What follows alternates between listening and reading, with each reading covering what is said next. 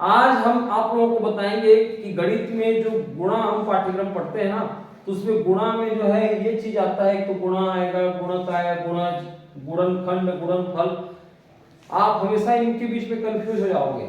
इनके जो सामान्य अर्थ क्या क्या होते हैं ये आप लोगों को मैं बता रहा हूं। गुणा एक क्या है? संक्रिया है। गुणा एक संक्रिया है। जिस तरह से जोड़ना, घटाना, गुणा, भाग होता है ना, उसी तरीके से गुणा मतलब एक प्रकार से कहें तो गुना मतलब 1 गुना, 2 गुना, 3 गुना, मतलब बार बार जोड़ने की क्रिया को क्या कहते हैं?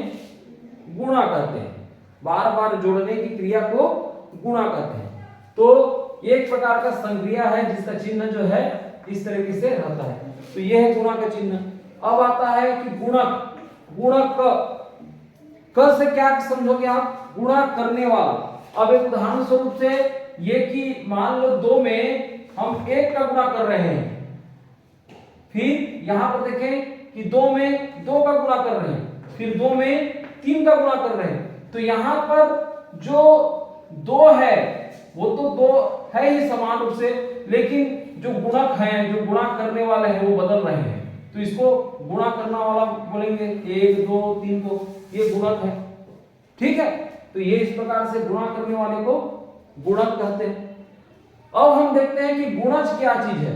गुणज गुणा करने के बाद जो उत्पन्न होता है, ठीक है, गुणा करने के बाद जो उत्तर आएगा तो गुणज। तो 2 एकम 2, 2 कहां से आया? गुणा के दौरान आया। 2 दूनी 4, 4 भी गुणा से आया। 2 दिया 6, ये सब गुणा के द्वारा जो है ये नए नए संख्या आ रहे हैं, तो ये कहलाएंगे गुणज। गुणनखंड, यहां पर देखिए कि 4 को जो है खंड कर दिया गया है, बांट दिया गया है, तो 2 और 2 में बट गया है, खंड खंड हो गया है। 6 का जो है गुणनखंड क्या होगा? 2 गुणित 3 ये हो गया। या ये इसको कहें कि 1 गुणित 6 भी कह सकते हैं, या 6 गुणित 1 भी कह सकते हैं। तो 6 को ही हम अलग अलग रूप में लिख सकते हैं। और क्या रूप में लिख सकते हैं? 3 गुणित 2 भी लिख सकते हैं। तो यहां पर देख रहे हो कि जब भी इसको गुणा के रूप में और लिखना रहता है तो 1 आ रहा है, 6 आ रहा है, 2 आ रहा है और 3 आ रहा है। तो 6 के जो गुणनखंड क्या क्या है?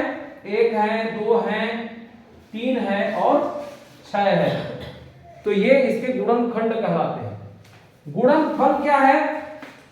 गुणनफल वही जो गुणा के बाद जो उत्तर मिलता है उसको गुणनफल कहते हैं। फल क्या मिला, परिणाम क्या हुआ, तो इसको गुणनफल के नाम से जानते हैं।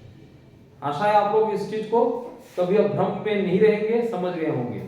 ठीक है।